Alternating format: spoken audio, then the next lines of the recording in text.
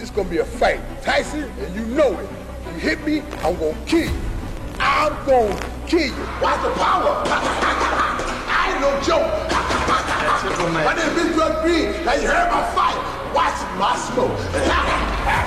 Quand des combattants arrogants se croient invincibles et se font brutalement humilier par Mike Tyson.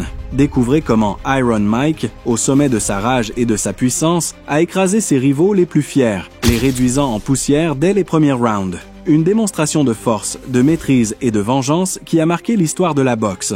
Préparez-vous à revivre les combats où l'arrogance rencontre sa pire punition, avec Tyson en maître absolu du ring. Au sommet de sa carrière, Mike Tyson était bien plus qu'un simple boxeur. Il était l'incarnation de la peur. Son regard perçant paralysait ses adversaires avant même que le combat ne commence, et ses coups réduisaient en miettes leurs espoirs de victoire.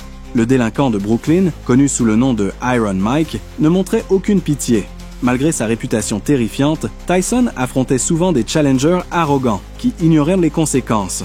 Pour Mike, un tel manque de respect était impardonnable, et ceux qui osèrent le défier apprenaient rapidement une dure leçon sur le ring. Dans ce chapitre, vous serez témoin de certains des moments les plus inoubliables où Tyson a fait payer ses adversaires pour leur arrogance. Notre liste de leçons sévères commence avec le combat légendaire entre le jeune Mike Tyson et Donnie Long. Ce combat est devenu l'un des moments les plus brillants de la carrière de Tyson, consolidant son statut de machine à KO et de véritable terreur sur le ring. À cette époque, Long venait d'avoir 28 ans et, plein de confiance, répétait lors de la conférence de presse précédant le combat. Mais personne ne savait encore qu'il serait la prochaine victime de la montée en puissance d'Iron Mike vers le sommet de la boxe.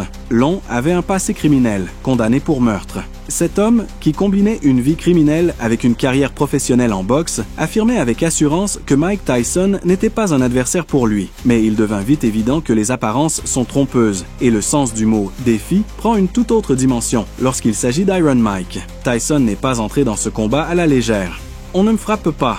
On ne m'a jamais frappé. Je n'ai jamais eu le nez qui saigne ni des marques sur le visage. Et comme tout le monde le dit, c'est difficile parce que je suis aussi un contre-attaquant, mais je le fais avec beaucoup d'agressivité. » Tyson a obtenu une autre victoire impressionnante, réaffirmant que quiconque monte sur le ring en fanfaronnant avec lui non seulement perdra, mais sera complètement détruit. Il a retiré ses lunettes. Tu as vu son œil? Il pendait de son visage. This is as bad as I've ever seen Donnie Long look, but give Tyson credit. That's it. Wow. The left hand puts him down. He collapses, and this one is over as the doctors rush into the ring. Make no mistake about it. That was a good performance. En mai 1986, le monde a été témoin d'un des moments les plus vifs et mémorables de la carrière de Mike Tyson lorsqu'il a affronté Mitch Green. Ce combattant fut probablement l'un des plus excentriques et, selon beaucoup, l'un des adversaires les plus fous de toute la carrière de Tyson. Green, un ancien criminel connu pour son comportement scandaleux en dehors du ring, a franchi toutes les limites avant le combat en déclarant publiquement « Je vais tuer Tyson ».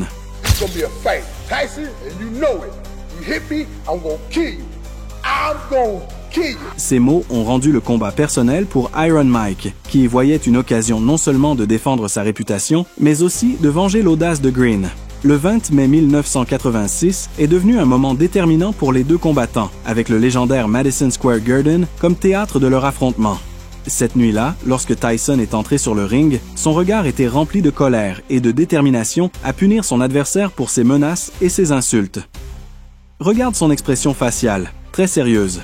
Green, de son côté, en entrant sur le ring, n'était plus aussi confiant qu'avant le combat. 2.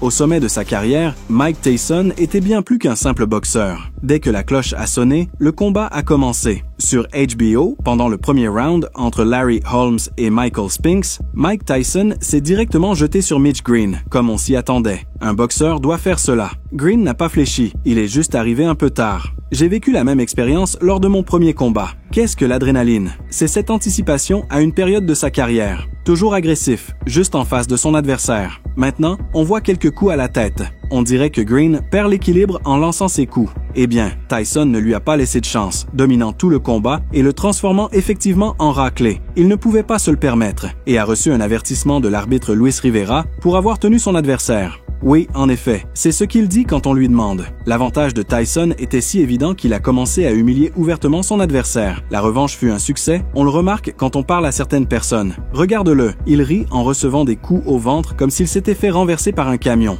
Il envoie beaucoup de bons crochets du gauche. J'aime que Tyson utilise ce qu'il a.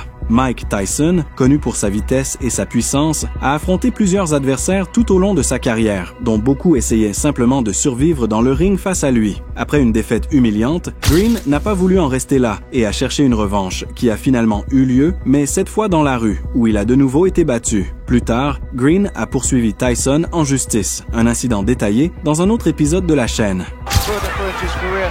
He's going to figure out a better way to approach fights like this. Those shots, I love those body shots.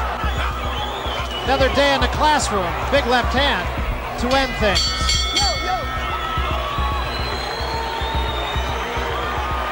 For the winner, for his 21st straight. Pour Tyson, il ne s'agissait pas seulement de gagner, mais aussi de divertir son public. En 1986, après une victoire rapide contre Reggie Gross, l'équipe de Tyson continuait à lui faire affronter des adversaires relativement faciles, frustrant les fans, bien que ses managers jouaient sur le long terme, développant le boxeur pour qu'il soit prêt quand viendrait son opportunité pour le titre. En revanche, Joe Frazier, après sa retraite, a adopté une approche différente de l'entraînement, notamment avec son fils Marvis, qui affrontait des adversaires difficiles dès le départ. Marvis a tenté d'intimider Tyson avant leur combat en 1986, mais a été mis KO en seulement 30 secondes, devenant l'adversaire le plus rapidement battu par Tyson. Marvis must move or we're going to be out of here very, very quickly. Uppercut and Marvis is hurt. Frazier is down. Joe Cortez moves in to have a look and he's going to stop the fight. It did not last 20 seconds. Tyson goes over to take a look at Marvis Frazier, obviously quite concerned. A terrific uppercut. En août de la même année, Tyson a affronté José Ribalta, un adversaire beaucoup plus grand qui comptait sur sa taille pour l'arrêter. Cependant, Tyson a démontré que sa puissance et sa technique surpassaient la différence de taille, remportant le combat par arrêt technique au 10e round. Un des adversaires que Tyson détestait le plus dans ses premières années était Tyrell Biggs, champion olympique, qui, depuis l'amateur, avait une rivalité avec Tyson. Lors de leur affrontement professionnel en 1987, Biggs a bien commencé, mais Tyson a pris le contrôle avec un puissant crochet qui a changé le combat. Finalement, Tyson a gagné par arrêt technique après avoir mis Biggs au sol 2 fois.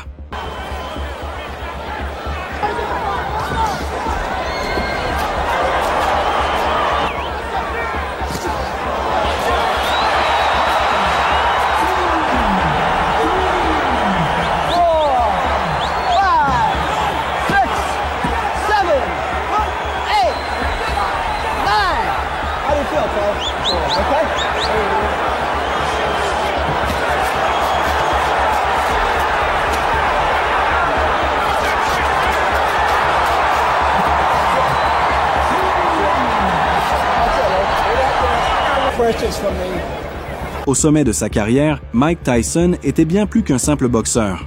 En 1989, Tyson a affronté le Britannique Frank Bruno, un combattant solide et confiant, bien que Tyson soit arrivé en mauvaise condition physique à cause de problèmes judiciaires et personnels. Malgré cela, Tyson a dominé le combat et a forcé le coin de Bruno à jeter l'éponge après un intense assaut. 7 ans plus tard, en 1996, Bruno et Tyson se sont de nouveau affrontés, Tyson ayant passé du temps en prison et Bruno étant champion du monde, ce qui a donné lieu à ce second combat très attendu. En 1996, Bruno a essayé de provoquer Mike Tyson, affirmant qu'il l'avait déjà battu auparavant et qu'il allait le mettre KO à nouveau. Cependant, sur le ring, Tyson a démontré sa supériorité dès le premier round, utilisant sa taille et son allonge supérieure pour dominer Bruno. Malgré les efforts du Britannique pour survivre et garder ses distances, Tyson fut implacable. Au 3e round, une série de coups précis et puissants a contraint l'arbitre à arrêter le combat, rendant à Tyson son titre mondial et marquant son retour triomphal.